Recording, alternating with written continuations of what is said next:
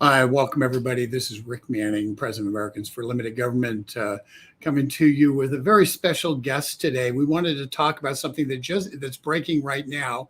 You'll be probably reading about it in a number of publications tomorrow.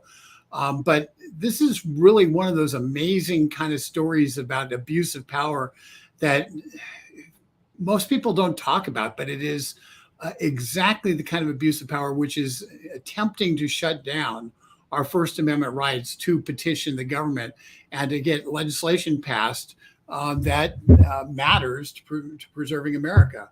I've got with me Rebecca Garrettson. She currently is executive director of the Alabama Eagle Forum, and she has. I'm going to bring Becky on right now. Hey, Becky, how are you? Hey, thanks for having me. Yeah, Becky and I are friends for a way back, and I was in a thing where we were talking this morning, and her group just filed a response in court to the Department of Justice, Alabama, down in Alabama, which is going after it's the U.S. Department of Justice, which is attempting to harass them and effectively drive them out of the ability to engage in public policy debate. Becky, tell us a little bit about what's going on, because I think people can be shocked at what is actually happening in Alabama and this is, once again, federal government going after a private group in Alabama. Okay, so right. Becky, what's going on? Tell me. Okay, let me give you all just a little bit of background. We were working on a bill called VCAP, which stands for Vulnerable Child Compassion and Protection Act. It is a bill that prohibits the use of puberty blockers, cross-sex hormones, and sex reassignment surgeries for minors. For the last 3 years, we've tried to get this passed, and this year it did pass. And through that time, over these last 3 years, that bill has gone through 7 committee hearings. It has been thoroughly debated and was passed by the legislature, signed into law. A few days after it was signed into law in May, some parents decided that it was unconstitutional, and so they're suing the state of Alabama. Shortly after that, the Department of Justice said, hey, we want a piece of that. We want to be suing the state of Alabama as well. So that's kind of where we were in the May timeframe. During one of those hearings, the judge asked, who wrote this bill anyway? And the AG got up and said, this is a work product of the Alabama legislature, which is true. Great question. Great answer. Right. And Becky, just to be clear, you guys were promoting it. You might have even done the draft legislation, but the Alabama legislature for 3 years considered this. Yes. They went through all those committee hearings you talked about. Various legislators, elected legislators, in fact, people who had been elected before, and when it first was introduced, new people were in. So you had a massive number of legislators who were considering this. Yes. It wasn't slipped into the dark of night. It wasn't like taking over the student loan system as part of Obamacare, where there was no discussion. There was massive discussion. There was a lot of public controversy. There was a lot of fighting about this. So this wasn't new. It wasn't like it was a surprise, right? Right. And we were not the only grassroots organization promoting this bill. I mean, there are organizations all across the state that were promoting this bill and advocating for these vulnerable children. So in August, on the 10th of August, we received a subpoena from the Department of Justice. Now, we are not even a party to this lawsuit at all, and you may have a copy of the subpoena. Got it up on the screen right now. Okay. They want us to turn over all of this information, all the minutes that we had taken in any meetings that we might have had about this legislation, all the emails and communications that we would have had with anyone in the legislature, an employee in the legislature or an elected person, the governor, the lieutenant governor, the AG, any assistant DAs out there that we may have had conversations with. They want all of this. And there were 11 very broad items, basically impossible for us to gather all of this information. They were going back 5 years. They wanted us to go back to 2017. We weren't even involved in this legislation at that time. The bottom line is that this is an attack on our free speech, on our ability to debate freely about freedom of thought, and that the federal government thinks that they have a right to come down and look at all of our communications and demand that we turn this over to them, when this is our constitutional right to do this. We're still just kind of reeling at how crazy this whole thing is. Becky, let's just be clear. You guys did what any group does, what Americans for Limited Government does, what virtually anybody who's active does. You go to to legislators. You say, hey, we think this is a good idea. They say, well, show me why it's a good idea. And so then you compiled a case around it, and you found legal, medical experts and others who said, wait a second, there's a problem here. We're seeing repercussions. The other side had an opportunity to do exactly the same thing, and advocates on the other side had an opportunity to do exactly the same thing. You had a legislative clash on a very high profile and hotly intense fought issue. You had a legislative clash. Your side prevailed in a democratic republic process where people elected democratically decided that the argument you were making was good public policy, and the people who lost. And so then, as is their right, they file a lawsuit saying, oh, we don't think this is constitutional under the U.S. Constitution. That's within their rights. Sure. The U.S. Department of Justice, it is within the U.S. Department of Justice right to intervene in said lawsuit and say, we agree with the people suing or the people who are defended. But those things were all focused on state of Alabama. This is your law. You have to defend it, correct? Yes. So basically, have any other advocacy groups been subpoenaed by the Department of Justice, or is this directed at you guys? There is one other organization that we know of that we work closely with that also received a subpoena, and they are fighting to have it quashed as well. The funny thing about all of this, you make a good point, it was passed overwhelmingly by the 80% or 87% in one house and 82% or something in the other house. So when you think about it, they want all of our communications about this bill, but again, it's a work product of the Alabama legislature. Doesn't matter who wrote it. It's a law that now they're going to fight whether it's constitutional. So any research that I would have done to prepare for speeches or presentations or any studies I would have read, all that, this has no bearing on whether this law is constitutional or not. This is complete and 100% harassment. It is to stifle free speech and stop us from getting involved in legislation in the future. And Eagle Forum of Alabama has been doing public advocacy and legislative work for over 45 years. And we have never had anything like this come down from the federal government. Folks, I want you to understand the implications of this in case you can't hear them. I'm sure you can. Now, this was all happening. It happened before the actual subpoena occurred, prior to the invasion of Mar-a-Lago. It occurred prior to President Biden's horrific speech, terrifying speech.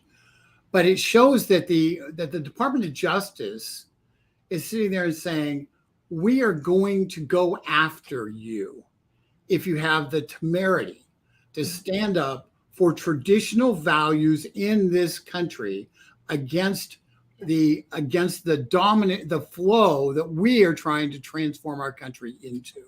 If you stand up and you say that you stand up to those values that they are pushing, the soul that they're trying to create in America, I would argue a soulless America, but that if you stand up to that, you are going to end up incurring hundreds of thousands, potentially hundreds of thousands of dollars of costs in a case that you aren't even a party to. Right. I mean, one thing, Rick, that is also important that I think about when I read through the subpoena is they want all communications with other third-party organizations or non-governmental organizations that we may have discussed this bill with. So all of the other organizations that support this kind of legislation that we would have talked to, they want their names also. And I wouldn't be surprised if more subpoenas are given out in the future. That's why this is so important, that this not be allowed to stand. And we pray that the judge sees that this is a bad move, and this is not the way we want America to go. This is not how you keep free speech and free thought and free debate alive in a country like ours.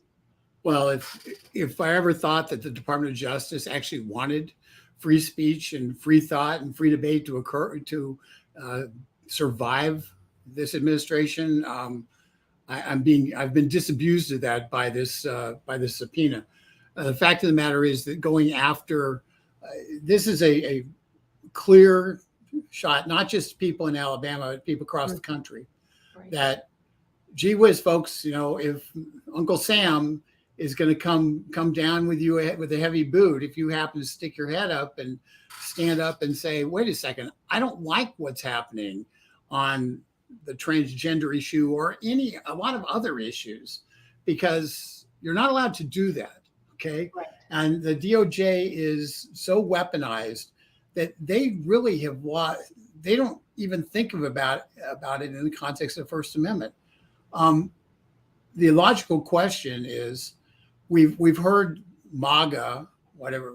I don't think they know what it means, but the MAGA or ultra MAGA or whatever they're attacking, demonized by the president. We've seen numerous statements by the White House and through the political arms of the Democratic Party attacking anybody who's Make America Great Again, Trump supporter, or somebody who actually just wants constitutional legal government as opposed to overbearing government, to face, to be dehumanized, to be attacked. Is this level of abuse by the Department of Justice a surprise to you? Well, I really felt like the whole cancel culture, the government was able to use big tech to do their dirty work. Right. And they were doing a good job of it. But when I think of this as a whole new level.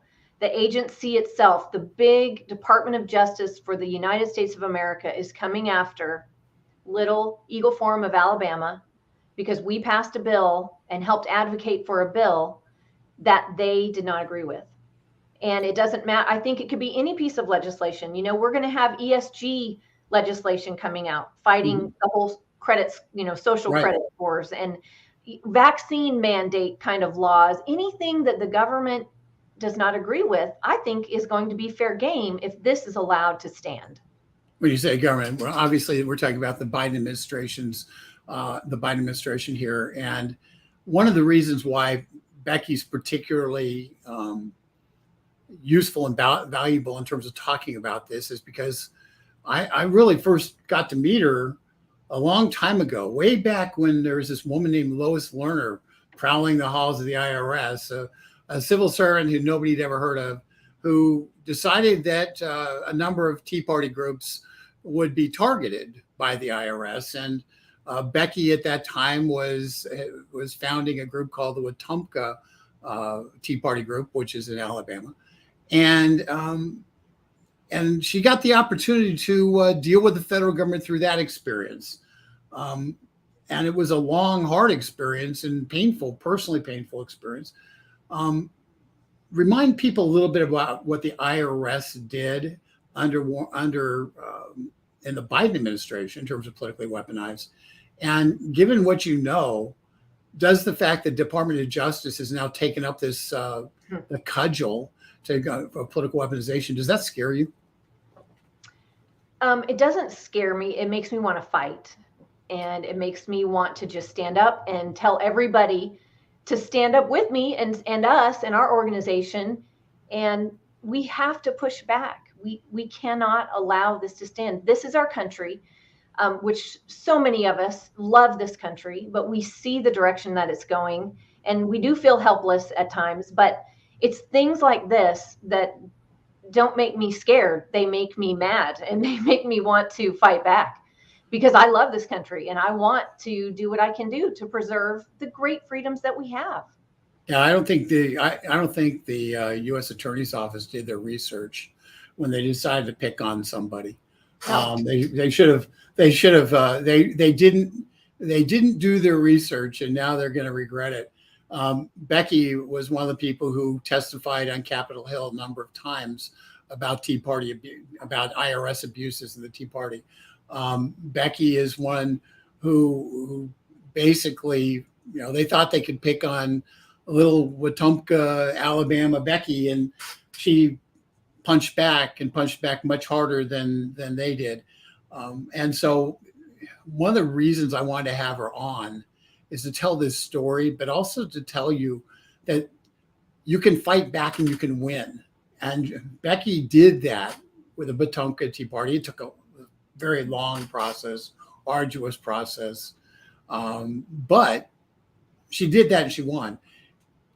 The Eagle Forum of Alabama is not a large organization. Becky, why don't you tell us a little bit about the size of this behemoth organization the Department of Justice feels is a threat to democracy because you happen to get legislation passed. We have a great organization in Alabama. There's National Eagle Forum, and then there are chapters in many of the states, but Eagle Forum of Alabama has been around for more than 45 years.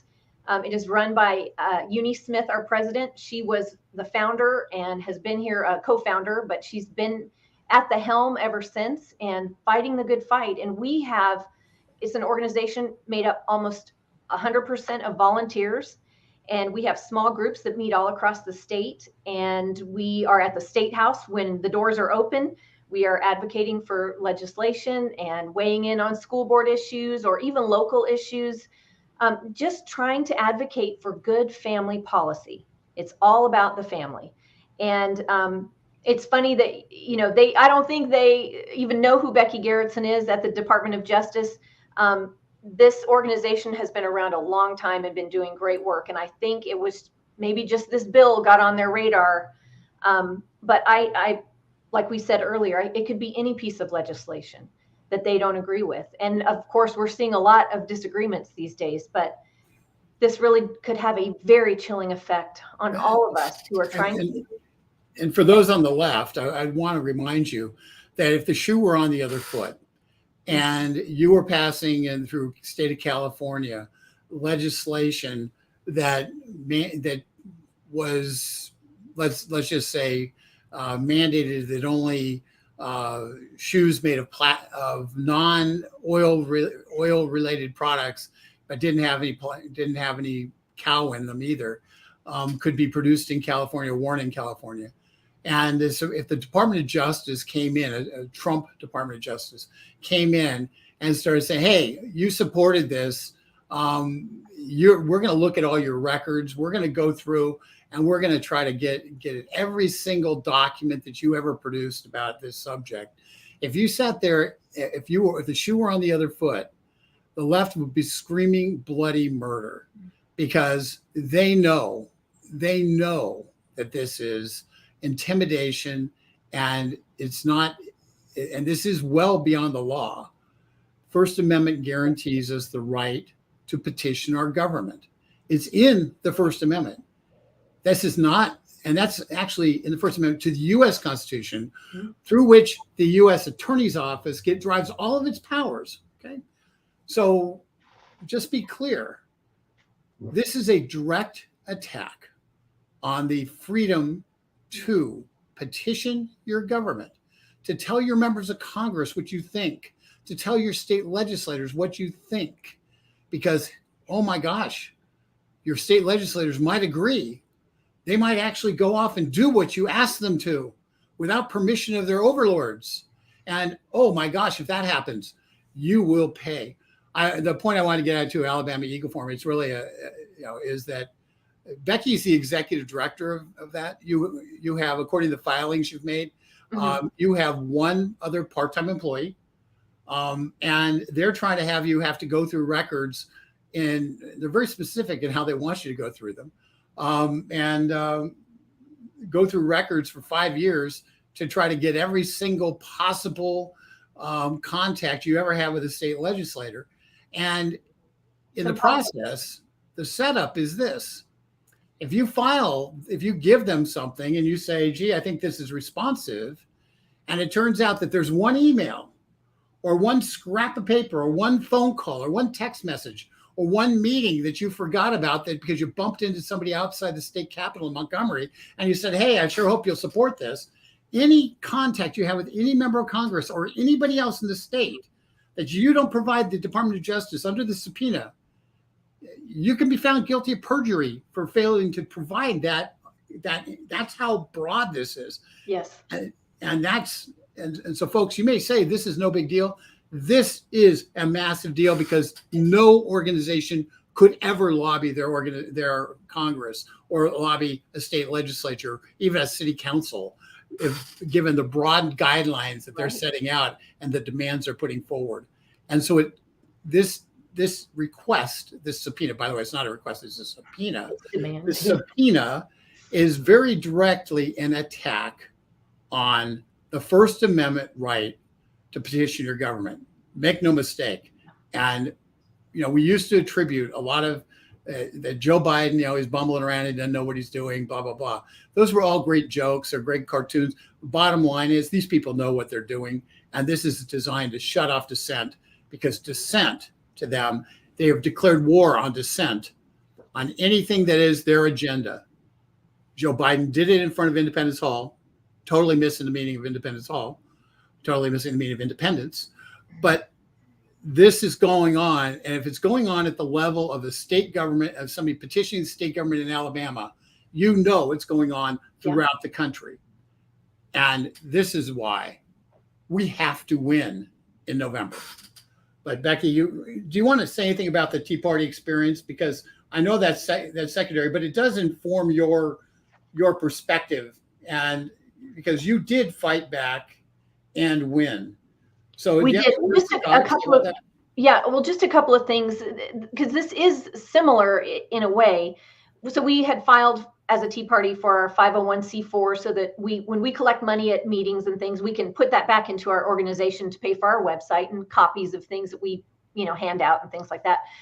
And the government, the IRS, basically said any organization that has Tea Party or Patriot, Liberty in their names, they were just kind of putting to the side and did not want to allow them to have their tax-free status, or their tax-exempt status, I should say. So here are some of the things they said. Well, we'll give you your tax-exempt status if you answer some of these questions. And it was 87 questions, but let me just tell you some of the things.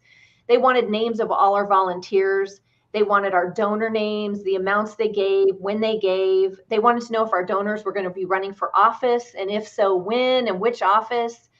They wanted to turn over all communications between any legislative body, including like my own representatives.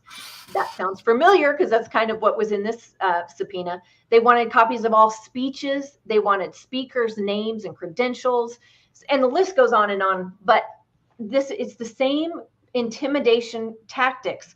And some of the Tea Party groups that got these demands for more information said, we're not playing this game. We're just going to go about to our happy lives. And they stopped their organizations because they didn't want to mess with all of that. Right. They were intimidated into silence. And so this subpoena does in some ways look eerily similar to that. And we can't ignore it. We can't comply with it either. I mean, it's impossible for us to be able to find all of this information. Given the fact that it doesn't matter, it has no bearing on whether the law is constitutional or not. Right. That can't be lost. This is the law is either constitutional or is not constitutional. And they'll fight that out in the courts. And the legislative process has virtually no bearing whatsoever on whether it's constitutional. What the judges are going to try to figure out, and what eventually the Supreme Court may try to figure out, is does the language contained in this law follow the Constitution of the United States or not? Right. Or is it a violation of the Constitution, either by an undue expansion of state power over federal power, or by virtue of it being in violation of any number of amendments that somebody might come up with?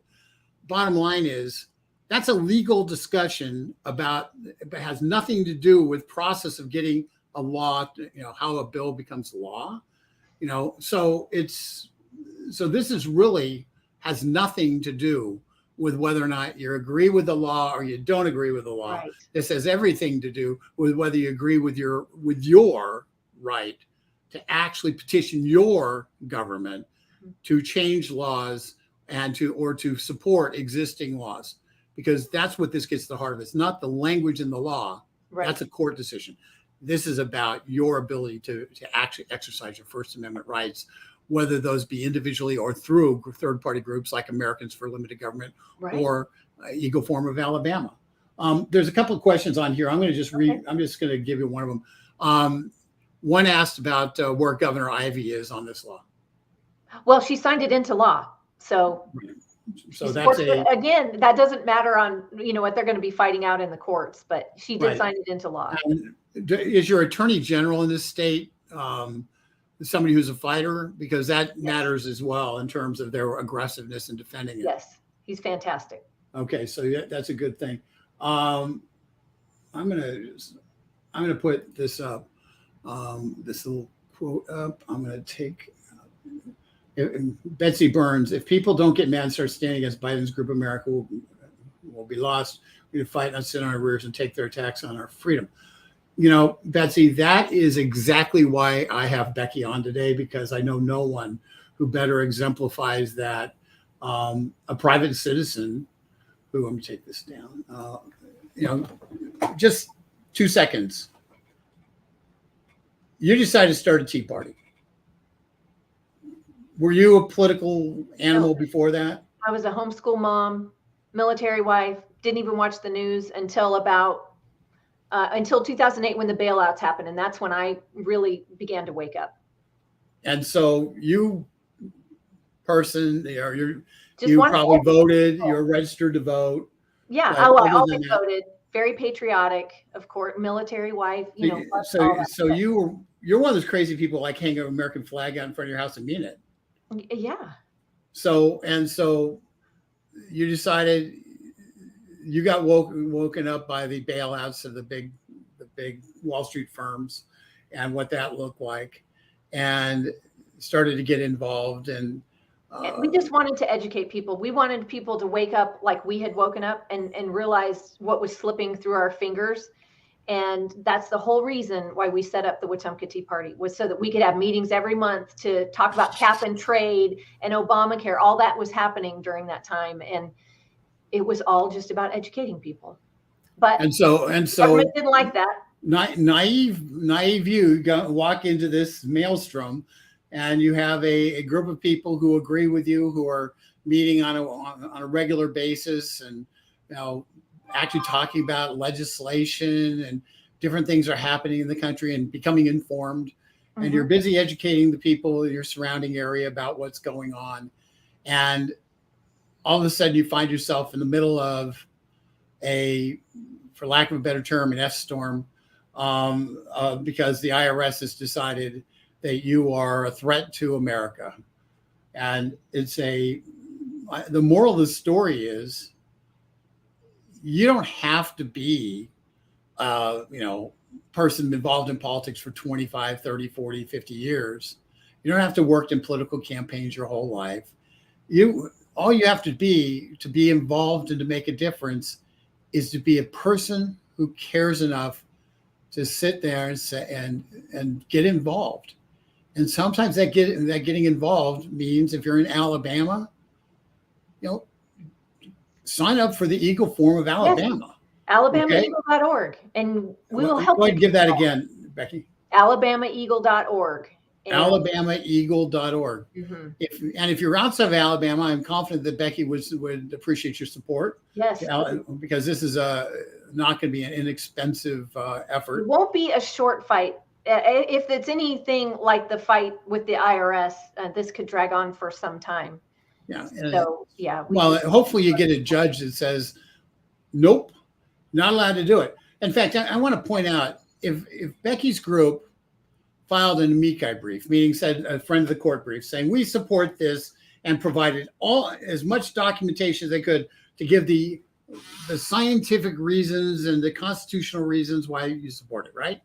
and they put all that into a legal brief that they filed, they still wouldn't be a party to the lawsuit because Becky's group, Alabama Eagle Forum, does not have standing. Okay, they didn't pass the law. They didn't, they're not enforcing the law. They are a private group, nonprofit group, and to be clear, all a nonprofit group means, and Becky, you tell them, what does a nonprofit group mean? What does that actually mean? Does that mean that our 501c4? So when we collect money at meetings and things like that, we don't have to pay taxes on that. We are able to use that to pay for the expenses to run our organization. And it's people who give you that money as a 501c4, people who give you that money, do they get to write it off on their taxes? Not a 501c4. Okay. And that's what this is dealing with, our 501c4. And so if people the group that they're attacking, people donate, get no tax breaks, no tax breaks for donating. Okay. The only thing about it is it doesn't count as a profit loss thing where they have to do a balance sheet and say, oh, we lost $14.72 this year versus we made $14.72. At which point the federal government says, well, if you made $14.72, you need to give us $3.20 out of that $14.72 as a tax. That's the only difference, right? Okay. Because I kind of know that answer because we're C4 also, but a lot of people get confused. And when we start talking nonprofit, it gets a little confusing. Anyway, Becky, fact is, I wanted Becky on because I want everybody out there to know that you can make a difference in your own community. You can make a difference just by getting together with your friends and saying, hey, how can we help? How can we do stuff? How can we stand up and stand in the gap? And after all, folks, if you're watching this, then you know how important that is. So I appreciate, I wanted you to get Becky, a little bit of Becky here because she truly is an inspiration to me. And I think she should be an inspiration to a lot of people in America because here's a person who just decided she wanted to help the country and has found herself in more interesting circumstances because of that than I think anybody could have ever imagined. I do want to say we have an amazing team at Eagle Forum of Alabama, and our general counsel is fantastic. Our president, everybody is just, we have a really great, amazing team. And I know that's how we're going to get through this, is because everyone's working so hard. But if you want to see the subpoena and you want to see what they were demanding, if you want to see our motion to quash that subpoena, my declaration, Margaret Clark, our general counsel, her declaration, it's all on the front page of alabamaeagle.org. And you can read what our press release talked about today and why we think this is such a big deal. And then if you want to throw us a donation while you're there, that would be very helpful as well. But Rick, I thank you so much for having me on. It's great to be with you again. Yeah, thanks, Becky. And thanks for standing up and fighting for freedom. Really do appreciate everything you do. You bet. And hope that people will be able to help out in terms of this fight. But I also hope they'll take courage and know that, you're not alone. There's people out there who are fighting every day who you don't necessarily know who they are. Find them and join them. That's what matters. Yes. And join an Eagle Forum in your state. Just look it up. EagleForum.org is the national organization, and you can find the different ones in the different states. Call them up. Say, hey, I want to get involved. Very good. They'd love to have you. So thank you, Becky. Appreciate all you do, and rest assured that we will be doing everything we can to help you guys work your way through this. So and I'll keep you updated. How else I can help. Okay. Thanks. Thanks, kiddo. Bye-bye. Bye.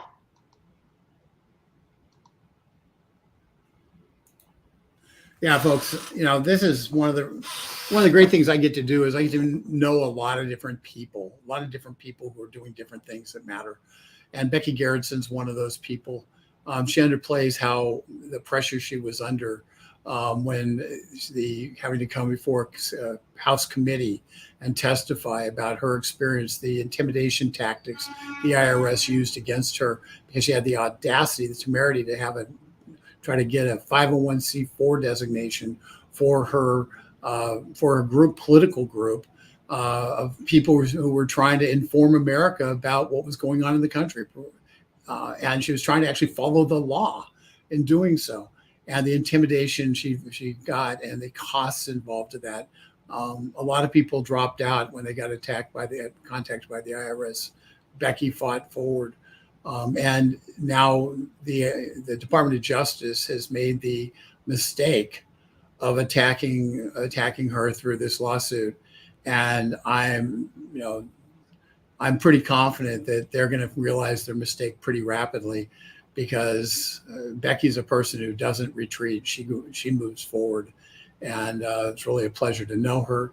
And I just wanted to introduce you to her because, folks, good people fighting back can win this.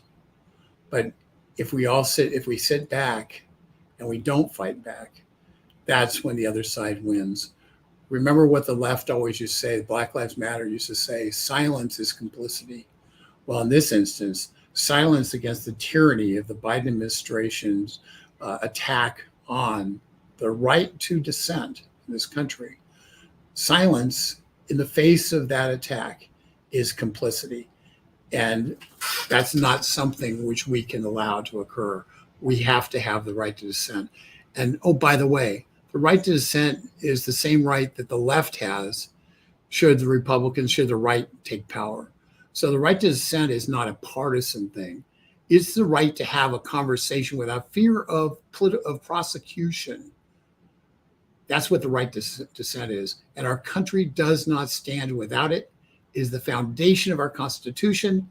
James Madison, made certain that it was very, very clear that majority rule with minority rights and protections. And minority rights means the right to dissent. Multiple levels of government, where you had the executive, the judicial, and the legislative branches. So you had power dispersed. So there would be so you didn't have an easy majority to get something jammed down the throats of people. Those are the kind of things that were put into place deliberately by James Madison, with a goal of assuring that the right to dissent, that that minority rights were not trampled by an avaricious majority.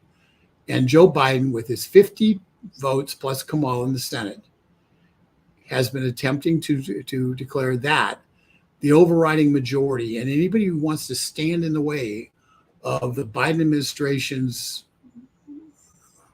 far left, to be kind, far left policies. This motion, this attempt to intimidate the Alabama Eagle Forum, is just a toe in the water toward what we can expect out of the Biden DOJ.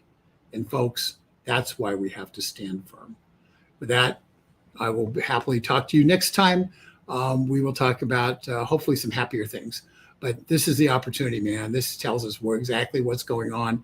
And you hadn't heard about it. You heard about it here first, but you're going to read a lot about it in the weeks ahead. So with that, have a great day. Take care, and God bless.